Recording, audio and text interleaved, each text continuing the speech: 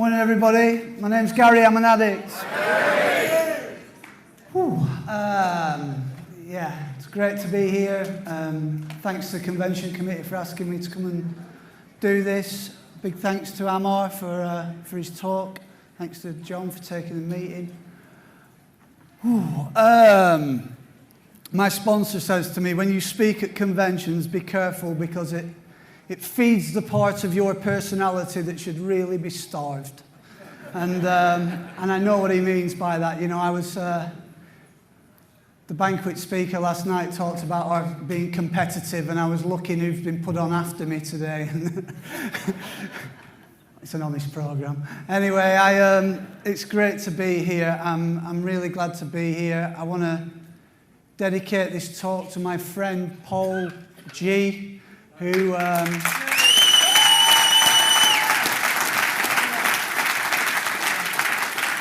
if any of you were in Marbella 2 years ago, which I wasn't, he closed the Marbella convention, and it meant the world to him that he was asked to do that. It was a massive honour for him, and he died recently with 25 years clean through some complications with his liver, and you know, it's left a gaping hole in my life, and you know, we were driving up. I was driving up here with a sponsee yesterday, and I was given the CD of Paul's Marbella talk by another of my sponsees on Friday night.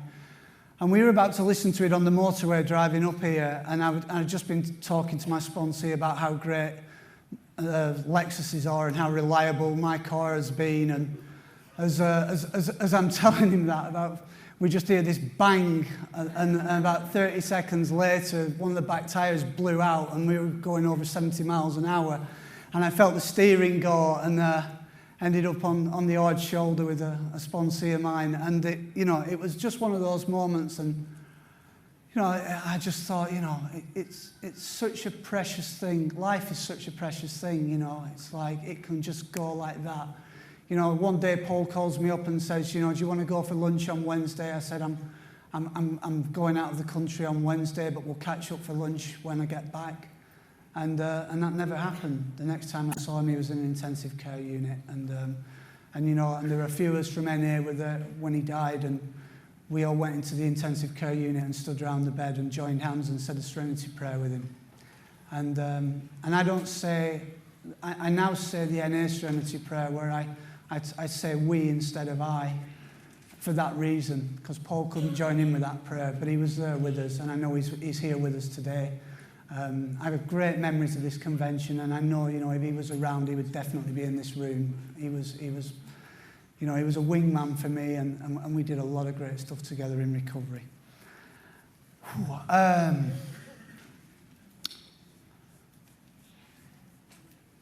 I know the theme is keep coming back, and that was the first message I received in my first meeting of Narcotics Anonymous. My first meeting of Narcotics Anonymous, my clean date is September 13th, 1993.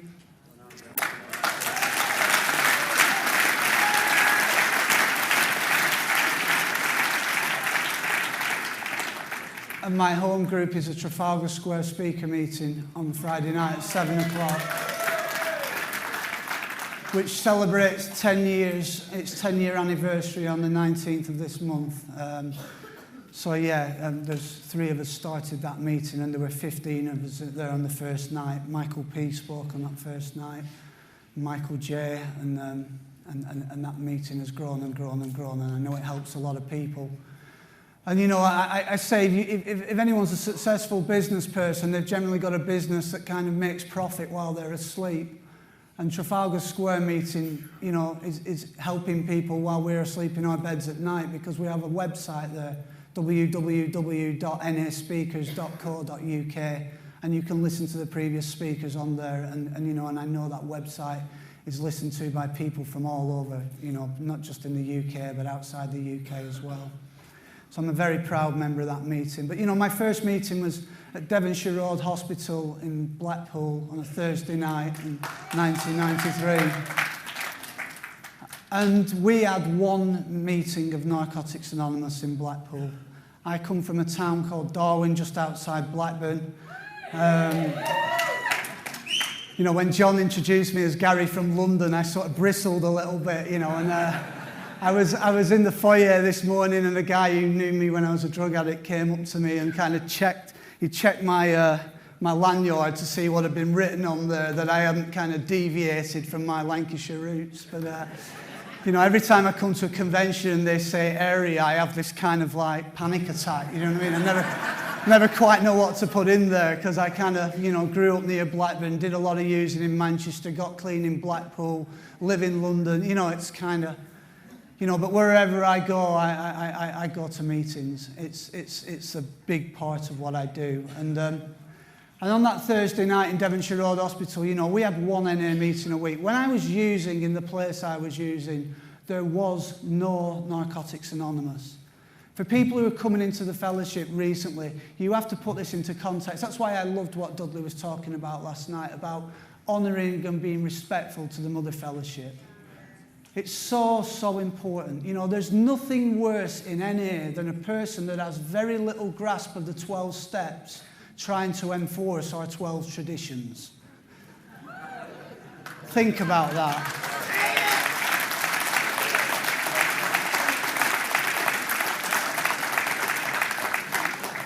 You know, and in those early days, those people in the Mother Fellowship, you know, like I say, I got clean in Blackpool. In Blackpool, they have a thing once a year. It's called Scottish Week. And what happens is, all these lunatics from Scotland kind of come down over Adrian's Wall, down to the Las Vegas of the north, which is Blackpool, and basically go on the piss for the week. And what happens is, a lot of them never make it back. And then they end up in Alcoholics Anonymous years later, you know. And so the meetings I came into, you know, it was I was 23 years old when I got clean, just before my 24th birthday. And I was being put in this van from this treatment centre and taken to these meetings. And there were all these really ruddy-looking, angry, old Scottish men.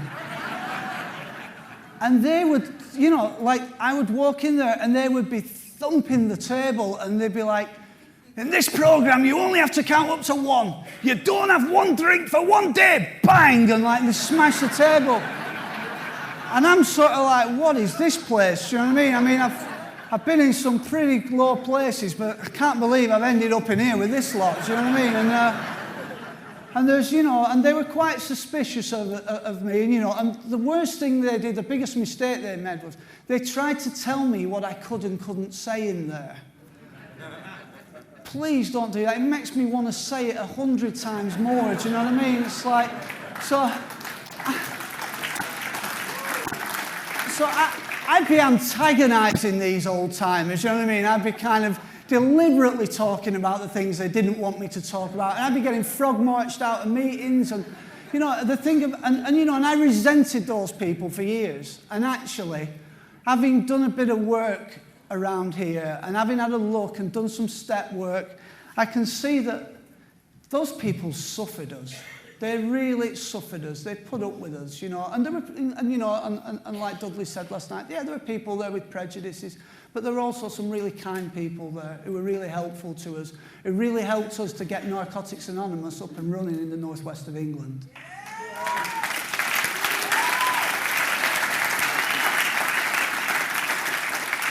There were no meetings in Blackburn, there were no meetings in Preston, there were no meetings in Burnley, there were no meetings in Chorley. There was one meeting there's one guy in Liverpool trying to keep one meeting afloat in Liverpool, and that would kind of fold, and then it would reopen, and then it would fold. Manchester had 7 meetings, Lancaster had 1 meeting, Blackpool had 1 meeting. That was what we had. There was one person in my first meeting of NA who had more than 12 months clean, and we thought she was a guru. And she used again. And then there were people, and then the next guy who got 12 months clean, just after his 12 months, he used again. And another person got 12 months clean, and he used again. And it was like, what is this 12-month clean business? People keep using when you get a year up, you know. And it was like, we were clinging on to each other for dear life. So we weren't interrogating people when they wanted to do a service commitment. I mean, I went to an H&I committee. I I've done a bit of H&I in my time. People who know me will tell you I've done a bit of H&I in my time. We started the first NA meeting in Lancaster Castle when it was a prison. You know, and I went to get a commitment recently. And the funniest thing happened. I said, I'd like to, you know, I'm putting myself forward. And this guy says to me, do you have an NA sponsor? I said, excuse me? He said, do you have an NA sponsor? I said, can you tell me what one of those is? I said, can you define where that is? And can you show me in our approved literature where that's specified? Because I don't actually know what that means. My sponsor started the first NA meeting in the state of Nevada in 1978. He was involved in the writing of this beautiful blue basic text that we have here. Guess what? He doesn't only go to NA. Now, if that excludes me from doing service here, I'm really sorry. But I'm going to keep coming back regardless.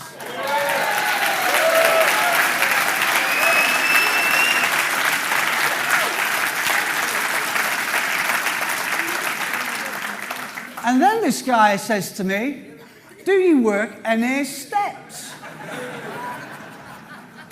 I said, have you read the preface to the step working guide?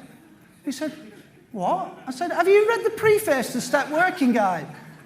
I said, I'd suggest you read that before you start talking about NA steps. You know, and I did a workshop recently in Moscow, and you know, there's a lot of controversy going on in Moscow about, you know, with this strand of NA purism. And somebody said, you know, this guy came up to me and he said, so what's the best way to work the steps then? I said, I'll tell you what the best way is. However your sponsor works them. That's the best way to work the steps.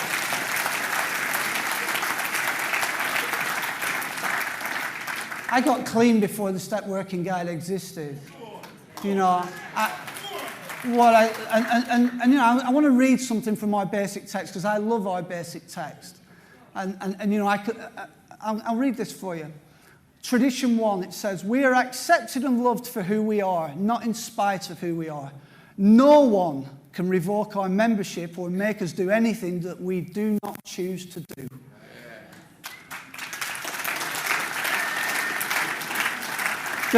Tradition 3, the decision to become a part of our fellowship rests with the individual. And then any addict who has a desire to stop using can become a member of NA. And let's keep it like that. Inclusive, not exclusive.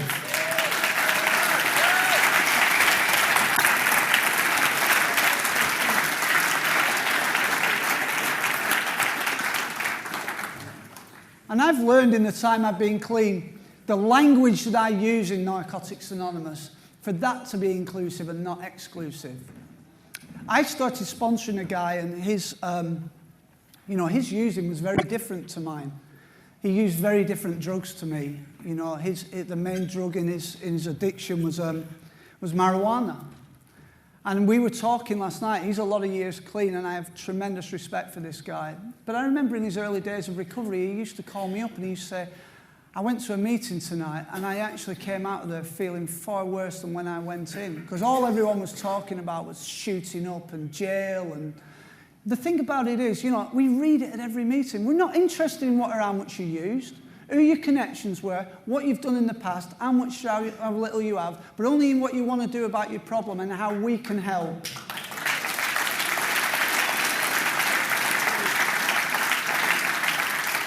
When I first arrived in Narcotics Anonymous, all I knew to talk about was what and how much I used.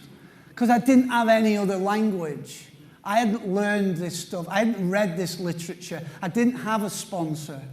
You know, and I've had numerous sponsors, and, you know, it's hard enough to get people to do service without making them jump through hoops to do it, you know. And my first sponsor, you know, like I say, it was so thin on the ground. This guy turns up in Blackpool, and he died recently as well, Peter C. Peter turns up in Blackpool, and Peter was from the London Fellowship, and he turned up there, and he said he had 4 years clean. And it's like, wow, he's got 4 years clean. And he was a used car dealer, and he was this like kind of Cockney Essex wide boy. And every meeting he would come to, he'd be in a different car. And every weekend he was out, it seemed like he was out with a different woman. And he always had this big wad of cash with a rubber band around it. And they were saying to me, look for the person who's got what you want. I thought, that's what I want. I don't want to be kind of drinking herbal tea and discussing God. That's what I want to be doing, do you know what I mean? So Peter says, I said, Peter, would you sponsor me? I need a sponsor, would you sponsor? Yeah, of course I'll sponsor you. And back then, we used to get these, it was cassettes back then. We used to get these cassette tapes of these American speakers, and we'd be listening to these cassettes. And so he says, come round and we'll have a sponsor-sponsee meal. And I thought, oh, this sounds great. This sounds like what they talk about on them tapes I listen to. And so I go round for this sponsor-sponsee meal, bounce in there, and he's in the kitchen and he's cooking 2 steaks, and he's got the steaks in the pan and he's cooking away. And as he's cooking the steaks, he's pouring special brew on it. And I'm looking at it and I'm thinking, I said, I don't know much about this, but I know that's not right, what you're doing there. He was using the whole time he sponsored me. I stayed clean.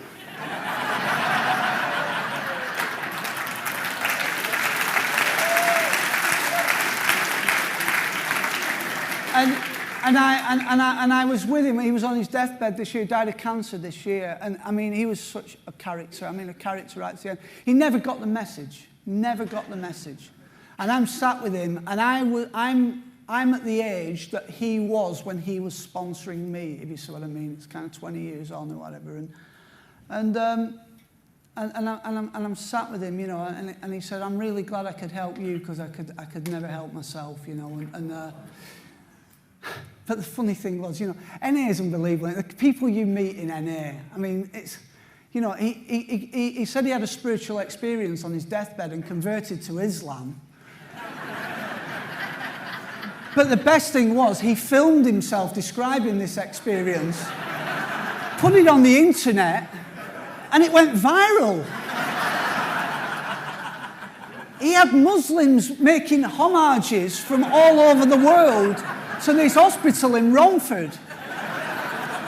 There were queues of them down the corridor. The nurses were tearing their hair out. They had entire families coming from the Middle East, from America. Only in NA do you meet these people, do you know what I mean?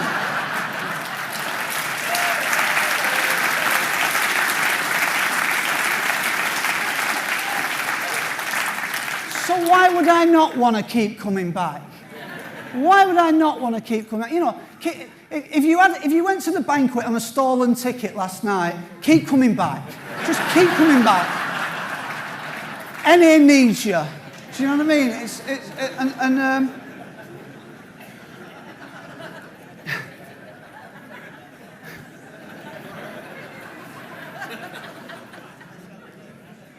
So I come to my first meeting, and I'm of NA, and people told me to keep coming back, and that's the only thing I really remember from that meeting, other than I went shoplifting on the break at the garage across the road because you couldn't get Coca-Cola in the treatment centre, and I wanted to smuggle some contraband back in there, and so, and I got caught for it.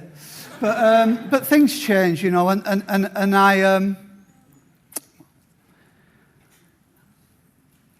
I didn't understand anything about addiction when I got here. I would say, I'm Gary, I'm an addict, and I was copying to something, but I didn't understand what I was copying to. I knew a lot about drug addiction, in so much as I could tell you, that Diconol was made up of dipypinone and cyclazine, and I could tell you about prices and weights and this, that, and the other. But actually, I knew nothing about addiction. And I've learned about addiction by coming here, and by keeping coming back here. And, in our basic text, it talks about we know the 2 things that make up true addiction, obsession and compulsion. I was about 6 months clean when I read that, and those words, that language was so alien to the language that I come from. But I'll break that down and I'll tell you what that meant for me. As a youth, I kind of grew up on red alert. We hung around in gangs and we were cruel. And we kind of picked on each other. And I can't say I felt weird and different as a kid, The truth of it is, I don't remember how I felt as a kid.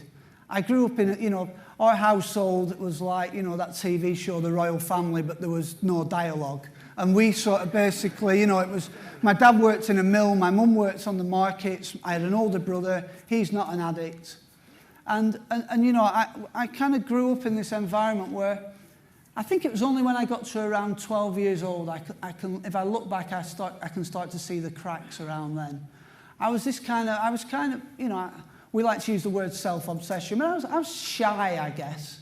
And I was trying to kind of cover that up, and I was quite insecure, and other kids appeared far more outwardly confident than I felt inwardly. And, I would look at girls, and I think I'd love to chat to her, and I was a little bit too nervous to go and talk to them, and I think, what if I get rejected? And, I think, I hear some kid tell a funny joke, and I want to recount it, and something in me would say, what if everyone doesn't laugh? And then one night, a couple of us got a bottle of cider. We went round the back of the garages. We drank this cider. Whew. It freed me of me. It changed my perception of reality. I walked out of the pool hall where we all hung around. I had the drink. I went back into that pool club. I was a different kid. The kid I felt intimidated by, I'll fight you and I'll fight your mate while I'm at it. The joke I was too nervous to tell, all of a sudden I'm very funny. The girl who I'm too nervous to talk to, I'll chat her up, and if she's not interested, I'll just talk to her mate.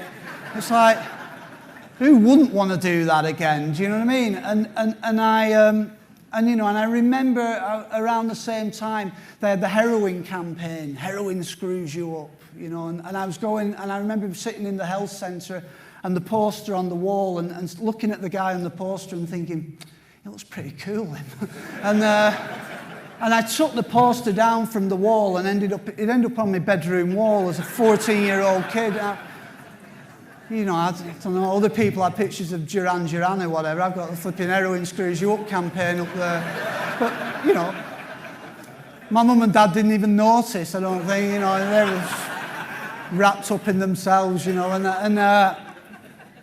So the first opportunity I got to use illicit drugs, I didn't have to be asked twice. I was absolutely fascinated by them before I ever came across them. And as soon as I started using them, I was in there using. And I was I've got that part of the addict personality that's so desperate for the approval of others that, all the older guys, I was so wanted to be liked by them. I had to have the right clobber, I had to have the right trainers, you had to walk the right way, talk the right way, act the right way. So I end up kind of constructing this personality for myself based on what I thought people around me would like and would keep people away from me. So because I just didn't want to get bashed up, basically, because, it was a pretty... there was a lot of that going on at that time. This was before Acid House came along and everybody got happy. Do you know what I mean? Everybody just used to bash each other up for. It was like the thing to do, And so, the second time I used drugs, I had a needle in my arm, and that was because that's what the older boys did. And I was with them, and they were like, if you want some of this, and you're digging it up because that's what we do. And so, of course, that's what I did. And my using, like I say at the beginning, where it was something I was doing for approval, at some point in my using, I crossed an invisible line. I can't tell, I won't go into all the stories about acid house parties and this and that. It's like, that all happened, but at some point I crossed an invisible line. And when I crossed that invisible line, I was ruled by obsession and compulsion. Obsession, one thought that overrides all other thinking. My first waking thought as I opened my eyes would be about the getting and using and finding ways and means to get more. And that thinking would stay with me all day long. But then, I get obsessed with stuff clean. I'm not one of these people who sits in NA and says, I get addicted to anything, me. Because I don't, actually. I don't. I don't shop in the way I smoke crack. Trust me on that. Really, I don't. I've been workaholic, but I spoke to my sponsor. He said, Gary, you make sure you eat lunch, you make sure you try and go to a couple of lunchtime meetings a week, and when it gets to 7 p.m, whatever's going on in the office, you leave that office. Okay, cool. I can't do that when I'm using drugs. I can't say to you, I'm going in the pub, I'll be out by 7.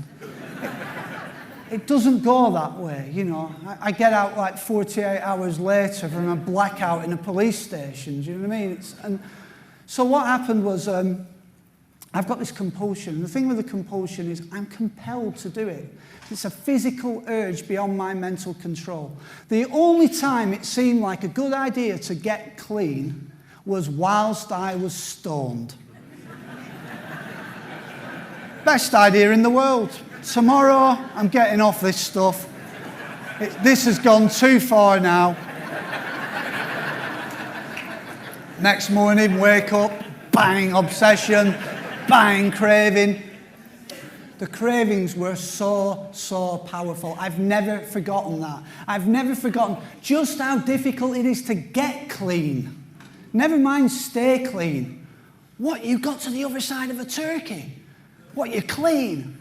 I didn't even know what being clean was, though. You know, I'd spent 2.5 years before I found Narcotics Anonymous with what I describe as a misguided desire to stop using, because no one had suggested the idea of total abstinence.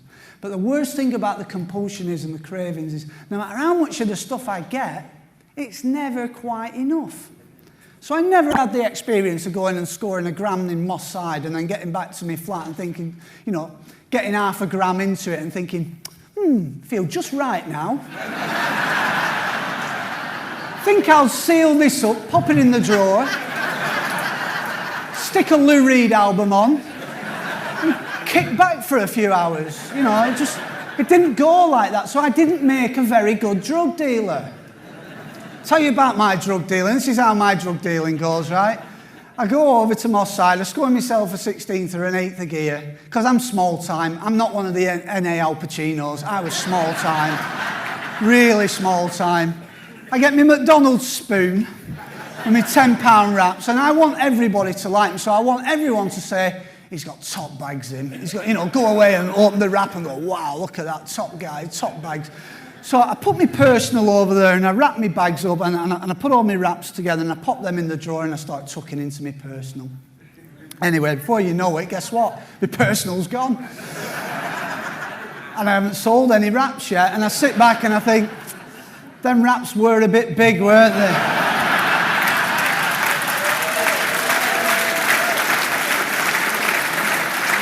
You've all done it, haven't you? You've all done it too, haven't you? So I go back in the drawer, I get the wraps out, I start unwrapping them all, taking a bit out of everyone to get a new lot of personal, wrap them all back up, pop them back in the drawer, get stuck in again. Next thing, still not sold any wraps, all my personal's gone again. I think, a couple of them wraps I did take a bit too much out of. Maybe I can go a couple of them. So I'm back in the drawer again, they're out, I'm undoing them all. Before I know it, I've got a couple of scratty £10 wraps, and it's like, and I'm trying to get a score together so I can get on my feet the next morning. It was never enough. If you're thinking of using today, whatever you get's not going to be enough if you've got what I've got. You know, the only time I'm satisfied is when I'm unconscious. The other problem for me is, though, I've got a very strong moral compass.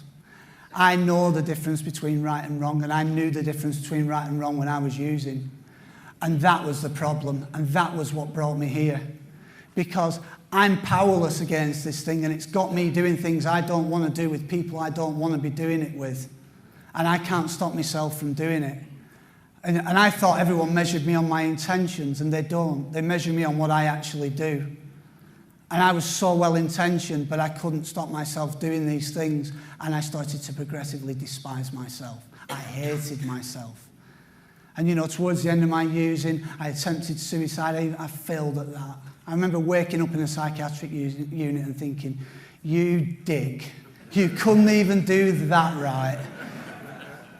You know, and what happened was I hit bottom. I can give you stories about shoplifting packs of bacon and jars of coffee, and we can sit here till 3 o'clock and I'll tell you them stories. I hit bottom. Hitting bottom for me was hitting a place where I knew I didn't know best, and screamed out in desperation and invited in something greater than me. That was hitting bottom. When I was in the midst of my addiction, you couldn't tell me anything. I knew everything. People would say to me, you need to slow down with that stuff. Yeah, whatever. Stop driving me mad. Stop getting on my case. I know what I'm doing. I'm fine. I'm all right. Older guys who've been using way longer than me. You carry on with that stuff, it's going to kill you. What are you going at it like that for? Yeah. Stop. Just get off me back. I'm all right. I'm fine. You couldn't tell me anything. When I hit bottom, I was ready to listen. Now, the thing is, the challenge I face in recovery is if I'm not doing this stuff, these steps and these traditions, and keeping coming back here regularly, I can get myself into a place clean where no one can tell me anything. Where I know best, I know what I'm doing. Leave me alone. Stop going on about those meetings. Stop telling me to ring my sponsor. I'm all right. Get off my case. I don't want to use. I mean, if you think this is about not using, yeah, this is all not using does it. That's entry point level. If you stick around a little while around here, you'll start to understand that you have to learn how to not use a day at a time, and that's the base bottom line of everything we do here. But all that does is give me access to treating the real problem. I need something clean that's going to change my perception of reality clean. Something that's going to affect me from the neck up that's not chemical. And that comes from something spiritual. Some kind of spiritual experience. And how do I get one of those? Well, I get one of those through consistent and persistent application of this. You know, I'm fortunate in some ways, in so much as if I don't go to meetings regularly, I become off key so quickly. I mean, so quickly. You know, I sometimes go away on business working, and I have to do a lot of work in Germany. And where I work in Germany, it's this village that's miles away from anywhere, and there's no NA meetings there, and if I've been away for a week and I come back and I go back to a meeting, I go straight into that separation. I go straight into that alienation. I'm looking at the room. It's like watching the meeting on TV. It's like watching those people over there having their meeting. It takes me about 3 consecutive meetings to break the back of that. You know, and when I came to Narcotics Anonymous, my addiction surrendered me. I didn't surrender. I wasn't sick of drugs. I was sick of the consequences. But my addiction surrendered me. Around 2 years clean, I hit bottom. Clean. And I had to make my second surrender. And that was a decision on my part. I was going to meetings and I was sitting in the meetings and I'm looking around the room and I'm thinking to myself, I wouldn't even use with these people. Never mind recover with them. And you know, and I'm getting home and I'm lying in bed and I'm staring at the ceiling and I'm thinking, how long can I keep this up for? Because the ego that was deflated when I got here has been trying to rebuild itself ever since. And it will use anything to separate me from you. It wants to make me superior or inferior, or kind of bouncing between those two things. I feel less than, so I'll tell myself I'm better than you. And you know, and so it will use anything. It will use my material success. It will use my clean time. It will use something as spiritual as the principles of the program to make me better than you. You know, because I've got the real NA message, not like them sick people who go to that meeting over there. You know, I'm super clean. You know, it's like, and so, you know, the lesson I've learned in Narcotics Anonymous is to come here and be authentic and tell you how it is. You know, I've got a lot of challenges going on in my life right now. I've been married for 9 years. We're having a really tough time in our marriage. I've got an 8-year-old son. You know, and my mum's bipolar. My mum had a breakdown about 10 years ago. She's been sectioned numerous times in recovery. The woman who got the pamphlets from Families Anonymous that gave her the courage to kick me out on the street, who helped so many family members up north when she started the first Families Anonymous meeting in Blackburn, ended up having a breakdown, about 10 years ago, and it's really tough. It's really, really tough. And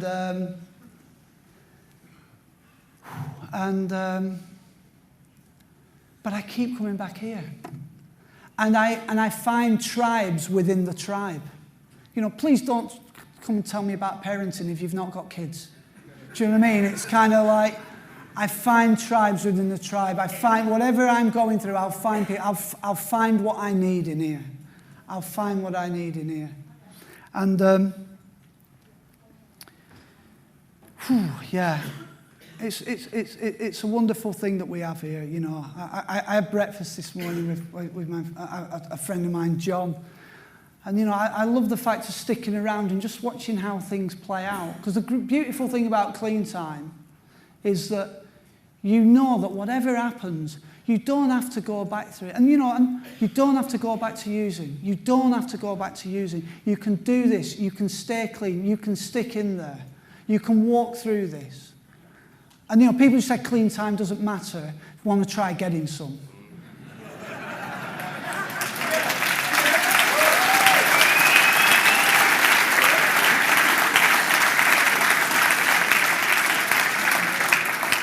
You know, it doesn't necessarily get better. What gets better is my ability to stay clean through it. You know, I once heard a woman in a meeting, someone had said to her, keep coming back, it gets better. And she said, well, that wasn't my experience. She said, for me, it got better, then it got worse, then it got real, then it got different, then it got real different. You know, and it's like, it just is what it is, you know, and it's having the ability to be authentic when we've been around a while as well. Being able to tell people that, you know, everything isn't rosy in the garden right now. But, you know, but I ain't going, you know, it's a painful realization when, you know, I remember being a few years clean and realizing there's nowhere to go. There's nowhere left to go. So you might as well stick in here.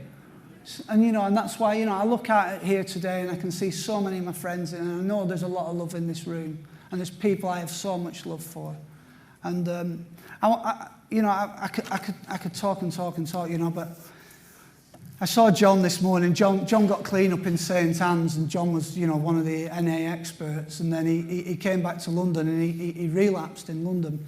And I was just starting out in the fashion industry, and I was doing an internship.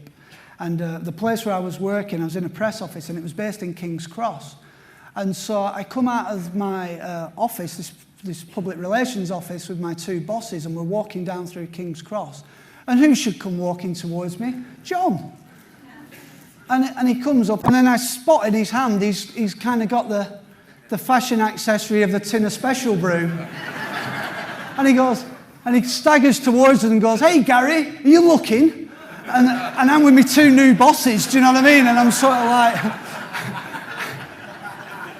And the next time I see John, I'm in Pentonville prison, and he's sat in the meeting.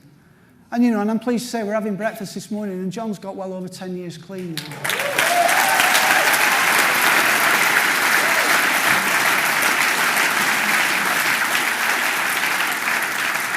So this works. We have to keep coming back. I'm going to finish on this. In NA, I hear it bandied around all the time. One promise, freedom from active addiction. And I hear people say that a lot, and I think, we're shortchanging ourselves saying that. One promise, freedom from active addiction. And then I was with Paul G, and we went down to Durban, and I was speaking at the South African convention. And somebody in South Africa, and this is one of the beautiful things, when you keep coming back, people, you know, stuff gets revealed. And this guy showed me in the NA literature, in step 11, in the green and gold, how it works. The NA promises. It says, we see that regardless of the presence or absence of material success in our lives, we can be content. We can be happy and fulfilled with or without money, with or without a partner, with or without the approval of others. We've begun to see that God's will for us is the ability to live with dignity, to love ourselves and others, to laugh, and to find great joy and beauty in our surroundings. Our most heartfelt longings and dreams for our lives are coming true. These priceless gifts are no longer beyond our reach. They are, in fact, the very essence of God's will for us. That sounds to me like a lot more than freedom from active addiction.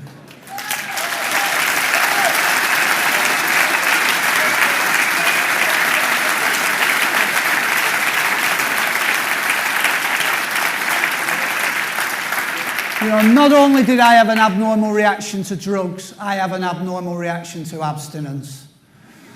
And when I got clean, I found out all about that. You know, when I talk about an obsession, one thought that overrides all others, when I put the drugs down, my obsession was just replaced.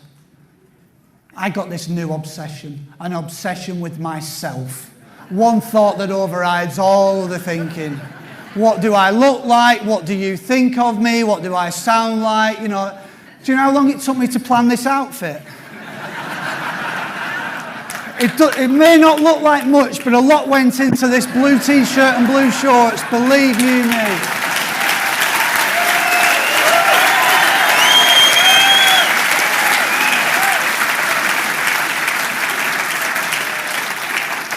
And if you stick around here, you need some respite from that.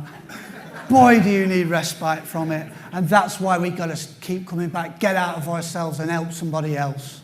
Pass this on, tell as many people as you can about it, even if you feel like you don't know what you're doing. I'm nearly 22 years clean, and sometimes I'm sponsoring people, I feel like I don't know what I'm doing. What we have here is on-the-job learning. You don't go to night school to become a sponsor. I got my first sponsor 18 months clean. I didn't have a clue what I was doing. He's just celebrated 20 years, you know.